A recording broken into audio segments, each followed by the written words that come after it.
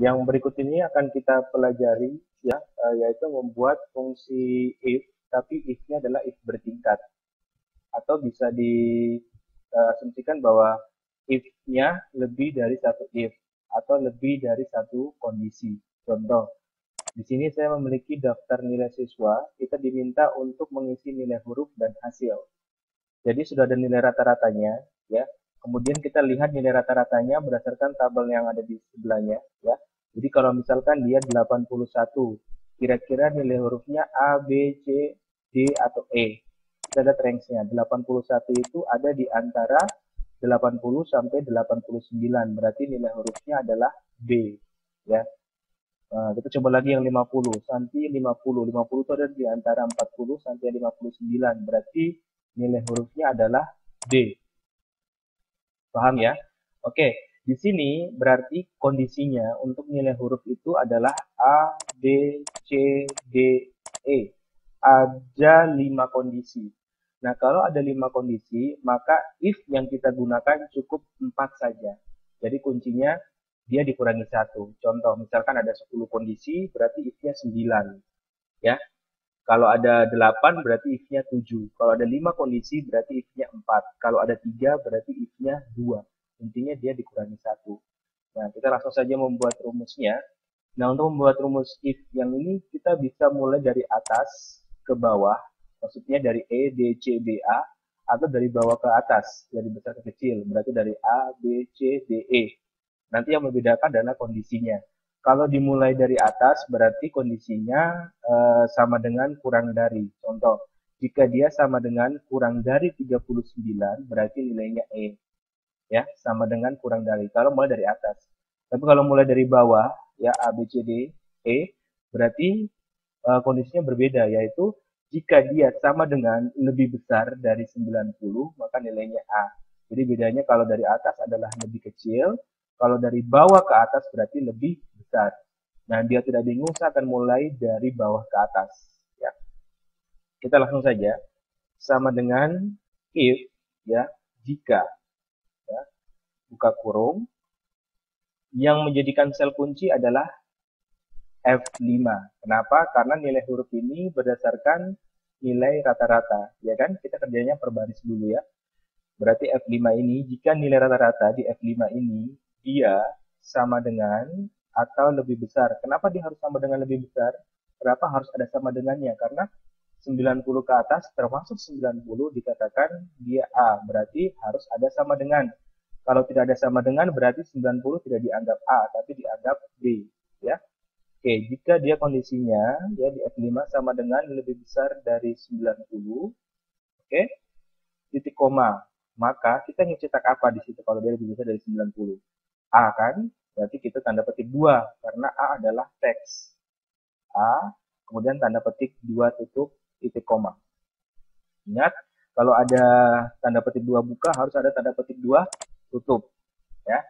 Kemudian kita A sudah selesai, sekarang kita if kan untuk yang B. If jika ya F5 kita ketik saja, sorry. If ya buka kurung dulu, jika F5 ya lebih besar sama dengan dan lebih besar dari 80 ya. Kan dia kalau sama dengan atau lebih besar dari 80 kan B ya. Berarti dia 80, maka apa yang kita cetak? B. Karena dia teks, tanda petik 2 lagi, B. Titik koma. Ya. AB sudah. Berikutnya untuk C. Berarti kita if lagi. If jika buka kurung F5 sama dengan lebih besar dari 60. Ya, kenapa 60? Karena sudah tabel range-nya ya. Bentar, saya geser. Karena sudah tabel range-nya ya. Kalau dia 60, berarti dia 60 ke atas ya, dia titik koma. Apa yang ingin ditampilkan? C ya. C adalah teks, tanda petik 2, C. Titik koma. A, B, C sudah. Sekarang D. Berarti if lagi. Jika. Jadi sama aja ya rumusnya ya. Struktur penulisannya sama. F5 ya sama dengan berapa di situ? 40 ya. Tapi dia harus lebih besar juga, sama dengan lebih besar dari 40, titik koma, maka dia D. Ya, tanda petik 2, titik koma. Nah, tinggal E yang belum. Nah, bagian terakhir, teman-teman tidak usah kasih if lagi yang terakhir. Yang paling terakhir itu cukup teman-teman langsung ketik hasilnya. Ya, jika tidak sesuai dengan kondisi semua, maka hasilnya adalah E. Begitu, tidak perlu di if. Ya, bagian terakhir tidak perlu diberi if. Walaupun kalau diberi juga nggak apa-apa ya, tapi buang-buang rumus. Ya, seperti itu ya. Kemudian kita buat tutup kurung. Karena tutup kurungnya ini banyak, ya daripada kita hitung, kita enter saja tidak apa-apa. Nanti si Excel yang akan memberikan tutup kurung secara otomatis. Ya, saya langsung enter. Ya, ini ada warning, artinya belum diberi tutup kurung, si Excel akan memberikan secara otomatis. Pilih aja yes. Oke, sudah ketemu hasilnya ya. Kemudian ini saya tinggal copy paste ke bawah, saya tarik. Oke, jadi ya, sekarang kita cek apakah 81D betul. 50 ada di antara 49D benar. 77, 60 sampai 79C benar. 37, 0 sampai 39 dia E benar. 86, 86, 80 sampai 89 B benar. 92 di atas 90 di A benar. Nah, begitu caranya ya untuk membuat rumus if bertingkat ya, atau if di dalam if. Ya. Oke, biar lebih jelasnya, sekarang kita akan kerjakan untuk kolom hasil. Hasil ini nanti yang muncul cuma dua, lulus dan tidak lulus. Salah satunya ya. Oke, jadi lulus dengan tidak lulus ini ditentukan dari kolom rata-rata. Nah, sebenarnya logikanya banyak ya. Dia dikatakan lulus bisa berdasarkan nilai huruf, bisa berdasarkan rata-rata. Kalau nilai huruf berarti jika dia A, ya, maka dia lulus. Jika dia B, dia lulus. Jika dia C, dia lulus. Bisa seperti itu, tapi terlalu panjang. Coba kita berdasarkan nilai rata-rata. Kalau berdasarkan nilai rata-rata lebih simpel. Kita lihat di sini. Dia dikatakan lulus ketika nilainya sama dengan dan lebih besar dari 60. Ini ya, kelihatannya.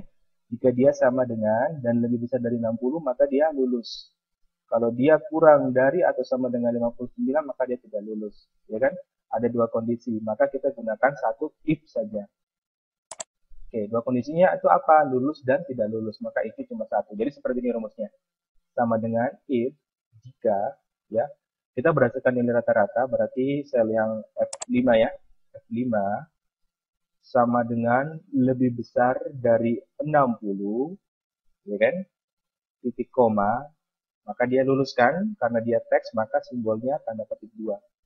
Lulus, tanda petik 2 tutup, titik koma.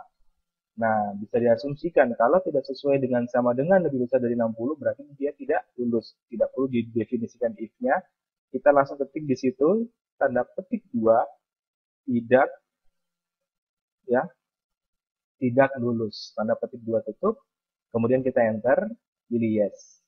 Nah, jadi ya, itu tinggal copy paste rumusnya ke bawah. Nah, D tidak lulus, jadi saya besarkan kolomnya. E tidak lulus. Yang lulus B, C, D, A. Seperti itu. Sangat mudah ya menggunakan fungsi logika if. Intinya kita pahami dulu kasusnya. Logikanya seperti apa. Ya, baru kita bisa mengerjakan dengan mudah. Jadi teman-teman yang perlu perhatikan bahwa untuk logika ya, fungsi logikanya itu bisa sama dengan, lebih besar dari, kurang dari, lebih besar sama dengan, lebih kecil sama dengan. Nah, teman-teman tinggal kondisikan saja mana logika atau mana kondisi yang pas. Seperti itu.